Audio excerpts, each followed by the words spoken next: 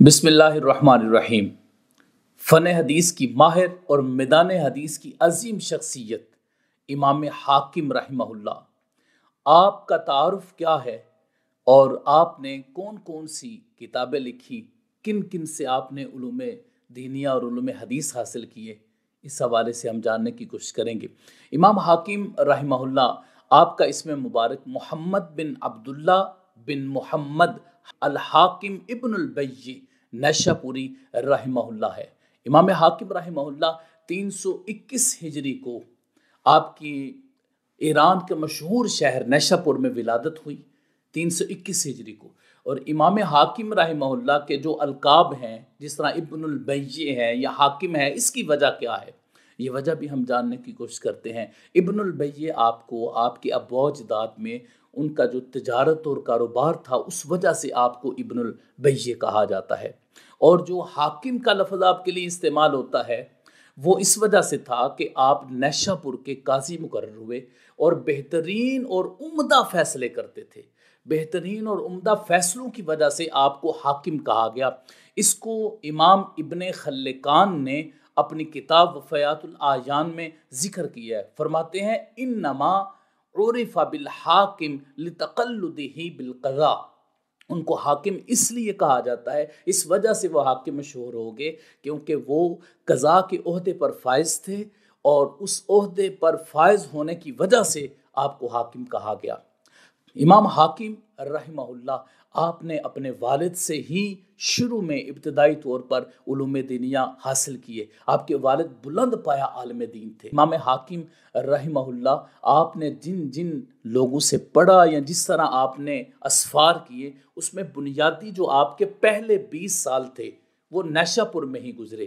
وہاں سے آپ نے مختلف علماء ذی اہتشام سے، علماء حدیث سے علوم حاصل کیے، جن میں آپ کے والد بھی شامل ہیں بنیادی طور پر۔ پھر اس کے بعد امام حاکم رحمہ اللہ کے حوالے سے جو مختلف کتب میں محدثین کرام نے ذکر کیا وہ یہ ہے کہ نیشہ پور میں تقریباً 1000 اساتذہ سے آپ نے علوم دینیہ حاصل کیے اور علم حدیث حاصل کیا۔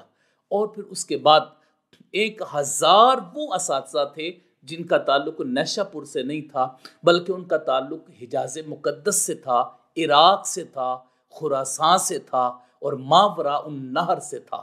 بعد نے ہمدان بھی کہا ہے، اور بعد نے یہ بھی کہا ہے کہ آپ نے 2 اسفار کیے، لیکن عمومی طور پر جو کتابوں میں ملتا ہے مختلف جگہوں سے جمع کر کے وہ میں عرض کر رہا ہوں۔ تو امام حاکم رحمہ اللہ نے اس طریقے سے مختلف علاقوں سے بھی جا کر، بلکہ بعد محدثین کرام نے تو یہ کہا ہے کہ آپ کثیر الاسفار تھے، بہت زیادہ آپ نے سفر کیے۔ بعد محدثین کرام نے آپ کے حوالے سے یہ بھی کہا ہے۔ تو امام حاکم رحمہ اللہ کی جو تعداد ہے اس کے بارے میں ابن خلقان نے وفیات الاعیان میں یہ واضح طور پر لکھا ہے، سمع من جماعت لا یحصون کثرۃ۔ فرماتے ہیں کہ ایک پوری جماعت سے آپ نے سنا اور اس کو شمار نہیں کیا جا سکتا، اتنی زیادہ اس کی کثرت ہے۔ پھر فرماتے ہیں فَإِنَّ مُوجَمَ شُيُوخِهِ يَقْرُبُ مِنْ أَلْفَيْ رَجُلٍ۔ فرماتے ہیں کہ آپ کے جو شیوخ کی ایک مجمع ہے، یعنی جس میں آپ کے شیوخ کے احوال کو لکھا گیا ہے، وہ 2000 افراد ہیں اس میں۔ تو اب جو اس کے علاوہ ہے وہ کتنا ہوگا اس بات کا علم نہیں ہے، لیکن محدثین کرام نے 2000 تک تقریباً آپ کے اساتذہ کی تعداد بتائی ہے۔ تو اس کا مطلب ہے کہ امام حاکم رحمہ اللہ نے کثرت کے ساتھ کثیر لوگوں سے سنا۔ اب یہ سوال پیدا ہوتا ہے کہ اتنے اساتذہ سے کیسے بندہ سن سکتا ہے؟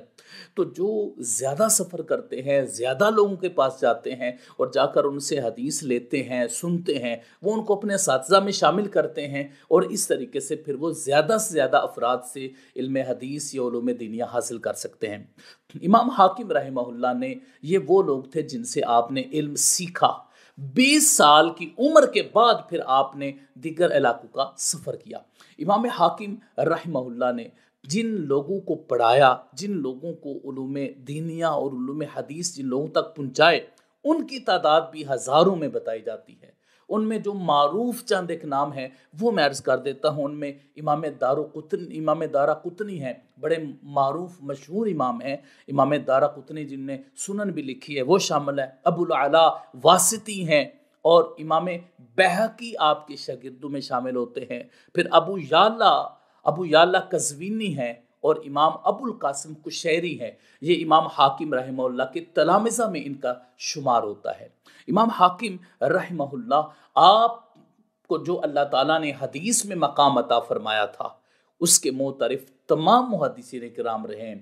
ہاں، کچھ لوگوں نے آپ پر تشیع کا داغ لگانے کی کوشش کی ہے لیکن وہ کامیاب نہیں ہو سکے۔ الحمدللہ ایسی بات نہیں ہے، ایسے الزامات لگتے رہے ہیں، لیکن امام حاکم رحمہ اللہ کا دامن اس سے پاک ہے، اور المستدرک للحاکم جو کتاب ہے وہ ہمارے ہاں قابل قبول ہے۔ اس میں سے کچھ ایسی روایات ہو سکتی ہیں، وہ کئی زیادہ کتابوں میں بھی پائی جاتی ہیں، روایات کو دیکھ کر ہم کسی کا نظریہ قائم نہیں کر سکتے۔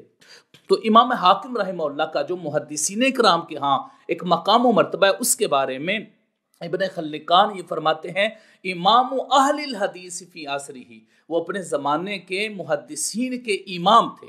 اور امام جلال الدین سیوطی رحمہ اللہ فرماتے ہیں، الحاکم الحافظ الکبیر امام المحدثین۔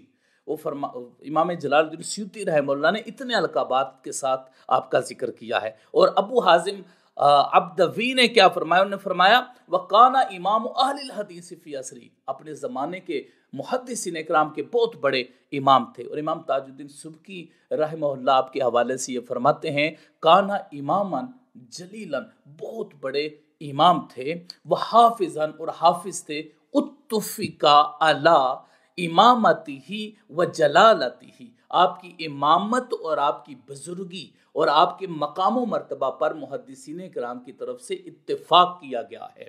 یہ تاج الدین سبکی نے طبقات الشافعی الکبری میں یہ فرمایا ہے۔ اور شمس الدین ابن جزری یہ فرماتے ہیں، کانا اماماً ثقۃ صدوقا، وہ فرماتے ہیں کہ بہت بڑے امام اور ثقہ تھے۔ اس کا مطلب ہے کہ امام حاکم رحمہ اللہ کی ثقات میں کوئی شخص شک نہیں کر سکتا۔